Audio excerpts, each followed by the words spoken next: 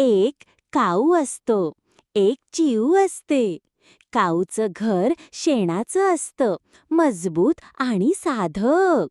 चिऊचं घर मेणाचं असतं, छोटं पण सुबक. दोघं वेगवेगळे, पण दोघांची घरं त्यांच्यासाठी खास. एकदा काय होतं, एका वर्षी खूप मोठा पाऊस येतो आणि काऊचं घर जातं वाहून. चिऊचं घर तसंच राहतं. मग काऊ काय करतो, तो येतो आपल्या चिऊताईकडे. दारावर टकटक करतो आणि म्हणतो. काऊ म्हणतो, चिऊताई, चिऊताई, दार उघड. चिऊताई म्हणते, थांब, माझ्या बाळाला अंघोळ घालू दे. काऊ म्हणतो, चिऊताई, चिऊताई, दार उघड. चिऊताई म्हणते, थांब, माझ्या बाळाचं अंग पुसू दे.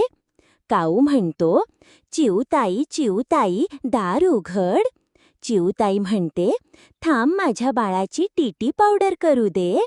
काऊ म्हणतो, चिऊताई, चिऊताई, दार उघड. चिऊताई म्हणते, थांब, माझ्या बाळाला अंगा घालू दे. काऊ म्हणतो, चिऊताई, चिऊताई, दार उघड. चिऊताई म्हणते, थांब, माझ्या बाळाला गाई करू दे. असं सगळं करून मग एकदाची चिऊताई दार उघडते. कावळ्याला घरात घेऊन त्याला काय हवं नको ते बघते. खायला प्यायला देते.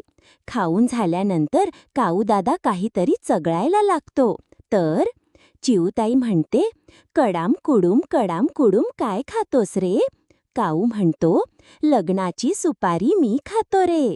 चिऊताई म्हणते, मला दे, मला दे, मला दे जरा. काऊ म्हणतो, तू पण घे, तू पण खा, आता जातो मी घरा.